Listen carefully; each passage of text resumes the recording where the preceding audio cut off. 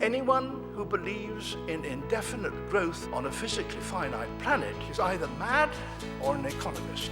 We don't want to focus politics on a notion that involves the rejection of principles around which a large majority of our fellow citizens organize their lives.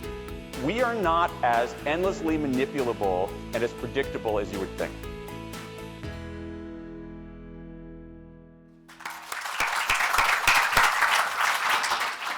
Long-serving Sun journalist called Trevor Kavanagh, who has emerged as the bonniest fighter for the tabloids and is now, I think, creating the mood of the fight back of News International.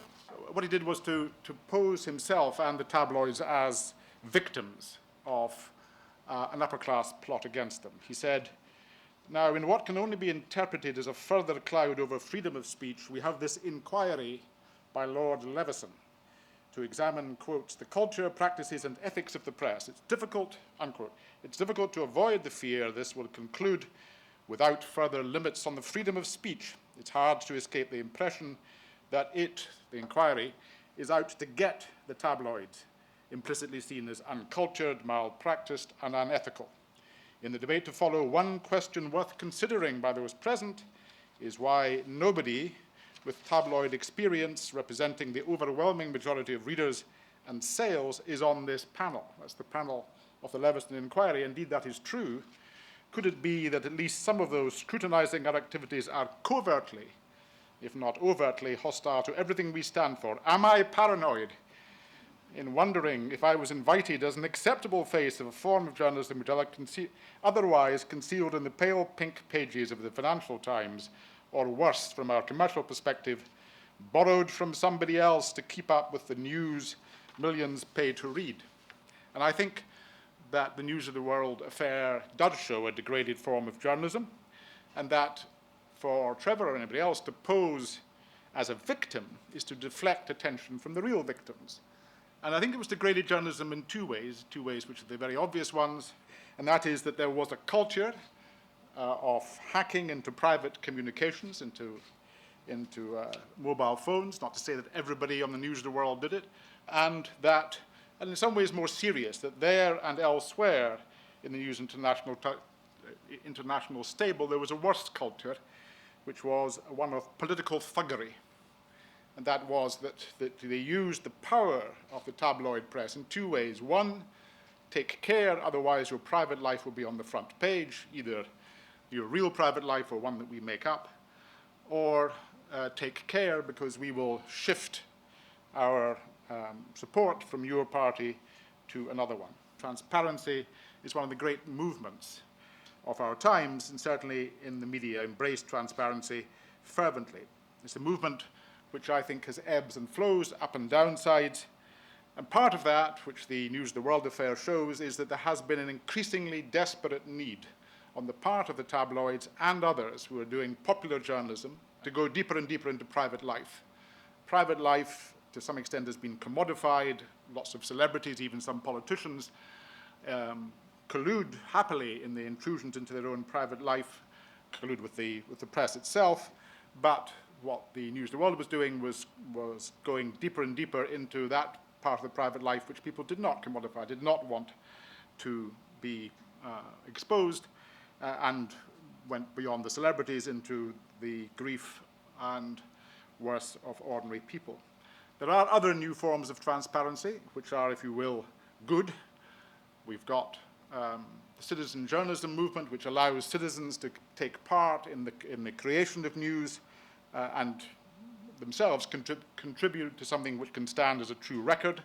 We've seen in the Arab Spring and elsewhere that the social media has helped people to organize, get together, though it of course also gives those in power the ability to suppress those who wish to organize against them. And we've seen too, over this past year, the legitimizing of whistleblowing in WikiLeaks, which brought to us huge amounts of fascinating data, but which also, when it escaped from, if you like, journalistic control by the papers which did the initial leaks, has been dangerous. When Julian Assange dumped all of the diplomatic cables on the internet, then a number of people went to jail and may suffer worse fates, including a number of people in Ethiopia. The possibility of a large reflection on journalism, I think, as I say, is now urgent. Journalism has too easily assumed that what it did was right, and one can see that, I think, in part in Trevor Kavanagh's defense of it. But we journalists, can no longer pretend to that kind of innocence. What journalism we do, the exercise of journalism, can be bad. It can sometimes be very bad. Freedom of speech is necessary in a democracy. So is freedom to publish. But what comes with publishing increasingly is the creation of very large corporations who take over huge amounts of publishing in various forms, on paper, broadcasting, and on the internet. And these have to be attended and necessarily subject to concerns, among these concerns being that they can suppress freedom of speech as well as further it. I want to concentrate here on 2 or 3 points about the special case of Rupert Murdoch and his empire. And there are 3 words I'll try to bring together. The first is incompetence. The second is blackmail. And the third is toadying. Now, the incompetence one begins here with the myth that Murdoch was a great journalist, a great newspaper man, and a great manager of newspapers. This is pure nonsense. Generally speaking, his newspapers lose money, and they lose sales, and they lose trust. When Rupert bought the News of the World in 1969, it was selling 6 million copies at the weekend. When it died of a mixture of shame and loss of blood, it was barely doing 3 million, with all sorts of cooked figures in it. Generally, tabloid newspapers are dying animals, and that's simply because the British public has got better over the years, better educated, less censorious of other people, less greedy and less stupid. Scarcely any decent journalism is done by these operations, and Murdoch himself has never handled a major story, brought home an exclusive, does any of the things that journalists do. These are incompetent newspapers, which is why they can be used for blackmail.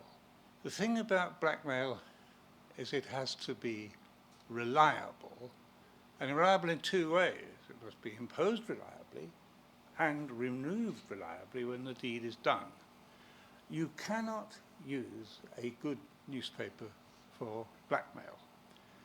And the reason for that is all good newspapers are, in a certain critical sense, unreliable.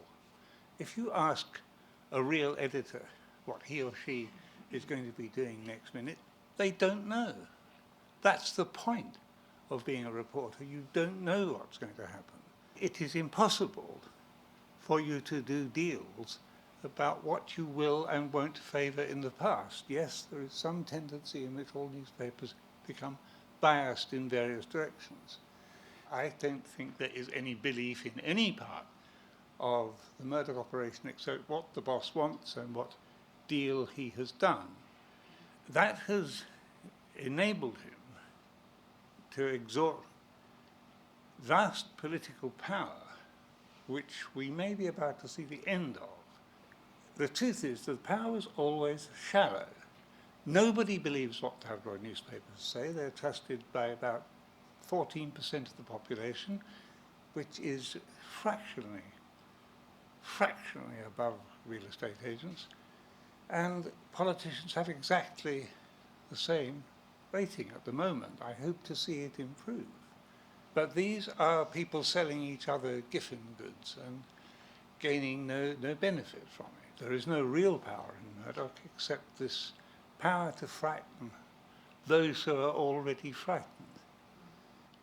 But the third word is toadyism. No organization has spouted so much nonsense on behalf of the state as the news corporation of Rupert Murdoch.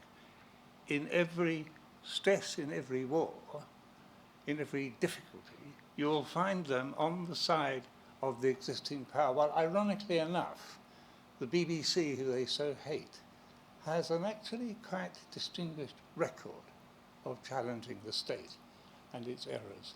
Now, one of the things that does disturb me about the present climate is that a guy like James Murdoch can make that speech without people rolling over in the aisles and laughing. The Murdoch operation is a political toady operation of a kind which has not been seen outside the formally authoritarian societies. And that essentially is one reason that it has to go. The reason is that honest journalism will always be at odds with the powers of the state. Honestly, we hope, faithfully, we hope, but never at peace with it. And it will be uniquely at risk, and has been uniquely at risk for some time now, in competing with an organization which will do anything that can squeeze its competitors out. Murdoch has mainly succeeded building up his operation by getting political assistance against competitors who, for one reason or another, pride, folly, honor, refuse to sink to his level. There's no question that the Murdoch empire had incredible influence and power when I worked in Number 10. I was saying to John beforehand, I was Director of Policy and Director of Political Strategy, but I never believed that that empowered me to have any relationship with News International, because having a relationship with News International was such a it was a sinecure of those at the very, very top, in the very, very top positions. And for me to try to have contact with News International would be like me trying to contact the White House without any kind of authorization. I think the other point, however, that I'd want to make is that I do think that there's a slight danger that this is rather like one's been poisoned by a cream bun. You know, one's eaten a cream bun which has got botulism in it, and therefore one thinks the problem is the botulism and doesn't ask, well, actually, cream buns themselves are kind of slightly problematic.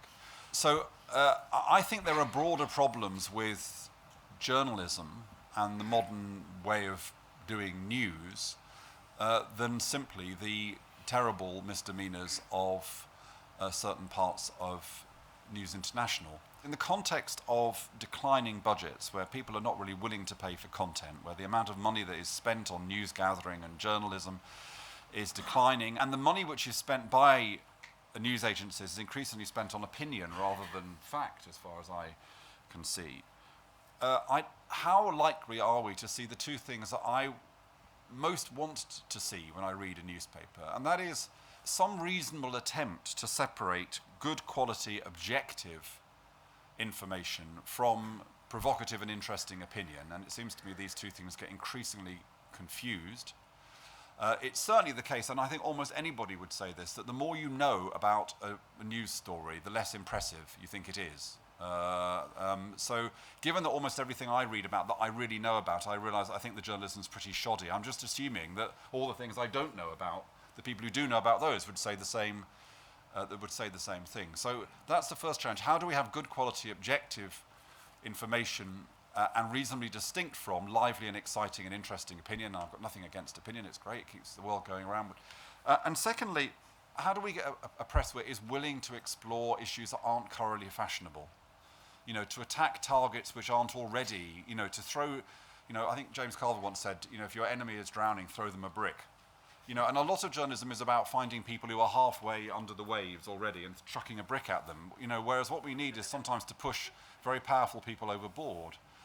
Or to identify issues that aren't easy to identify, that require proper digging. And again, it feels to me as though the press increasingly goes after obvious targets. But I suppose the point I'm trying to make, and I finish here, is as well as looking at the particular pathologies of News International, we have to put those in the context of these broader debates about the expectations, needs we might have from news media and what is actually likely to be delivered given the current state of play of the sector.